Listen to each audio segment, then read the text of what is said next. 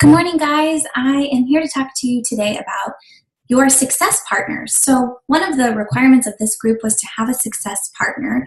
And some of you said, okay, but what's that? So I want to share with you some information about success partners. A success partner is somebody that usually has similar goals as you and is usually in about the same place in their business as you. It also helps if they're in similar life stages, just so that you have something in common. With your success partner, you're going to check in as many times a week or a month as it works for you. What I've found in my experience is that usually once a week is a good amount of time. It's important to really connect with your success partner though, and I find that phone calls are best for this. I know it can be hard to find time to get on the phone, but a phone call or a Zoom call, which by the way, Zoom is free as long as you're, keeping your meetings under 40 minutes, it's totally free. So use Zoom and look each other in the eyes and see each other when you're talking. When you meet with your success partner, here is a good way to kind of structure the phone call. Go over your last week's successes. So what did you do really great in the week since you've talked last? I like to come up with, your top 3 or top 5 things that were good. Because in this business, it can be really easy to always focus on what you need to do.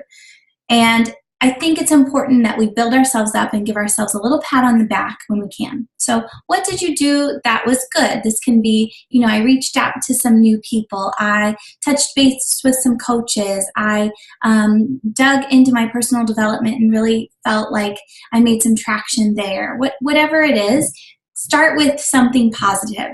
Then you can talk about what you would like to work on in the next week. This can be kind of a general statement, or you can break it down into specific goals. So, it can be goals on Success Club. I would like to have 4 points between now and next week. I need to reach out to 15 people and invite them to the coach opportunity, the coaching event. I want to follow up with this many people. Whatever you guys, what's on your agenda. Usually with my success partner, we talk about how many points we want our personally sponsored coaches to have, how many points we want, and how many new coaches we've recruited. You can also get so far as to share on, Google Drive. You can share your spreadsheets with each other. Make a joint spreadsheet. You can both see it, and you can actually put in who you're talking to and put your business activity tracker right there so you can see. It just depends on what your goals are and what you're working towards. That will help drive your relationship with your success partner. Now, a few tips. First of all, it takes kind of some time at the beginning to figure out your your vibe and your relationship. I have told my coaches that it's like dating. You kind of start slow and get to know each other, and then you if it's the right match, you develop a really nice relationship where you can really count on this person to be your cheerleader and your support and somebody you can bounce things off of. So Kim Busboom is my partner, and we've been partners since last summer, I think, Kim. And what I found is that the more we talk during the week, the more I get out of it. And hopefully the more she gets out of it too. So I'll send her little voice memos on Messenger and just be like, hey, how are you doing? Just here and there, just checking in. We're not spending hours and hours on the phone together, but we're just touching base, and we're aware of what each other are doing in our businesses. And one thing that Kim has been so valuable for me is being my personal cheerleader, because in this business it can be hard. When you have setbacks, it's hard sometimes to pick yourself up and keep going, but Kim is always there saying, you've got this, you rock, you can do this, and that is really invaluable. So as success partners, cheer each other on, offer advice, listen, and really be an advocate for each other. I think that the best relationships, the best partnerships are when you genuinely care about the other person.